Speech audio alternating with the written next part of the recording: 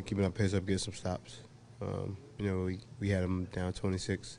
We know they're going to keep fighting, but we got to find a way to continue to, kind of push the envelope and keep building on it. But it was a good win for us. I know there's a lot of mutual respect between you and Wade. What was it like? It's awesome, man. I mean, he's a Hall of Famer. He's a future Hall of Famer, rather. One of the greatest competitors out there, champion. So, it's an opportunity. It's an honor for me to still be able to play against him for one last season for him. You guys did the jersey exchange afterwards. Is it special to you? Yeah. Yeah, he's going to be a future Hall of Famer. Get to go up in my house and have an opportunity to, have a couple, stories I can tell to my kids when, a long time from now.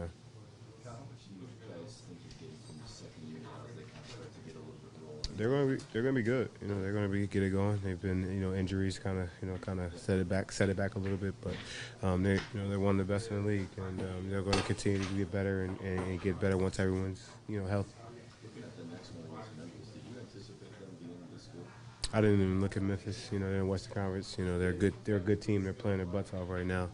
I know it's always a tough place to play. At the end of the day, they're always going to be a tough team to beat, and they're going to be a challenge for us. You just got to weather the storm, man. Teams are good in this lead. Obviously, holding lead is an issue for us, but it's probably a good problem to have that we're up and we got leads. So we'll figure those things out as we go. I think we just got to change our mindset in terms of what we want to take away. I think teams are getting to the free throw line on us, return the ball over, they're making threes, and that's a recipe to allow them back. But we made another run after they made their run, and we're able to kind of even it out there a little bit. Big three, couple big finishes for you. Are you starting to feel back in the rhythm now yourself? Yeah, a little bit. It'll take some time. I think I got to be more kind of methodical about picking my spots this year. Whereas last year was kind of everything was in rhythm and flow with obviously almost platoon lineups, 5 men in, 5 men out. So lineups are always different and the games are different, and just trying to be a person that takes whatever defense gives me. And I thought I was a little bit more aggressive maybe in the second half, but some of those opportunities just opened up for me. So just try to be picky about picking spots and taking good shots, and I'll live with the results. Do you feel like you're starting to get a good read for Serge and JD now that they're your centers instead of? Yeah, I would hope so. About 20 games in now, so hopefully we figure those things out, and it'll get better as the year goes on. There's little things that we can do better to keep improving, and I don't think there's no difference between who starts and who plays with the bench. We got a good feel for both of those guys, and it's just a matter of game planning and playing against whatever the next defense wants to give us. You've got a really tough stretch of the schedule coming up, a lot of good teams.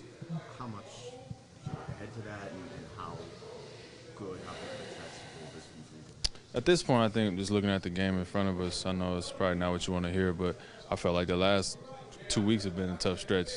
Games every other day and back-to-backs, and I think we had back-to-back with it 2 days in. Yeah, I think it was awesome, and I thought it brought a little excitement to the game the way we got it up the floor tonight. I'm sure they're not very happy about their transition defense because, like you mentioned, a lot of more after baskets, and that's not you're lucky to get one of those a game, and we might have had 5. But I don't know for sure, but it seemed like a lot. When Wade got going, did you think it was like 2012 or 2010 again? He looked great, didn't he? They were talking about maybe this was his last game here. After that he'll probably play another. Who knows how long, right? Did you manage calling Kawhi down after his first career technical? That was his first career technical. I didn't even notice him over there talking to him. Yeah, I did manage to go on. I didn't have to do too much. He wasn't that upset. Probably didn't deserve it, but there you go. You've seen Pascal finish in so many different fashions in transition. What do you attribute that ability to? That you can go to the rim or kick the ball out? He just makes wise decisions. The only thing, that's kind of where he played in college. He played around the basket as a 5-man all the time, so he was constantly slithering to each side of the basket and figuring out all these different ways to finish. Now he's doing it kind of faced up, but once he gets down there, it's almost like it's back to the basket stuff again. I've seen a few college guys do that have transitioned out, but in college, that all those little moves and footwork and the finishing that they had from college transfers for them. Looks like you had the game under control in the third quarter, and they started to make a run. How much of that was sort of the Heat's usual sort of never say quit attitude, and how much of that was, you guys maybe letting off the gas? Well, yeah, got to give them credit, right? They got some shot makers, and they're gonna play hard, like we know all the time, and I don't know, it seemed like Groundhog's Day for us a little bit, right? We just get up and then let it get back inside 10 and start playing again a little bit. So, I don't know. It seems like that's who we are a little bit right now. I don't know. Is there anything you do about that, or is it just? I don't really know, to be honest with you, because it's not like we're not trying to talk about it and on the days off and coach it during the games and say, hey, listen, we've been here before, and let's take out the 3-ball, and we promptly go out and give out 3 straight threes. And it just, I don't know, just it's a combination of both. I'm not super worried about it, though.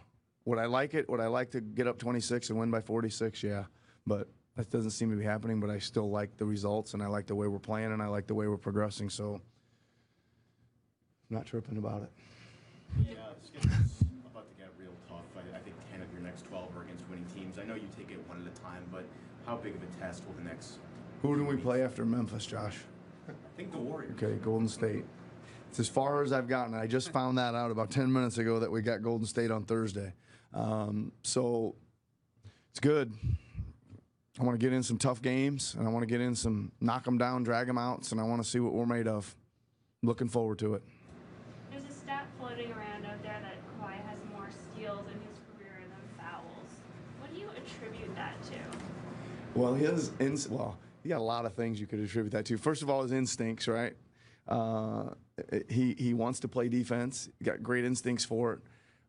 His hands are bigger than most people's. That helps. And when he sticks it out there, it sticks to that hand somehow. He's like everybody, like those wide receivers that are making all those one-handed catches now, right? And I've seen him do 2 no-look steals, right, with a guy cutting back door and he didn't even look and put his hand out and got it. And then there's some strength there too. Like Eric's got the ball there and he takes a swat at it and he just kind of sometimes can just take it from people with the swat, right? Except for, not everybody, but he can take it from the person right in front of him, which is good. He does all that without fouling. That's the other part of it. That's intelligence or positioning, or what do you think that is? A lot of it's just great hands, man. A lot of it's the guy that can kind of stick their hand in there a lot and not hit flesh and hits leather. It's a skill, and I think it's an anticipation thing. He knows where it's going to be when he finally makes that reach up, how high and how far away and all that kind of stuff. Great hands. What did you think of JV today? It was awesome. JV was a really good team player today, right? He was screening, he was rolling, he was rebounding, he was rim protecting. Thought he looked great today.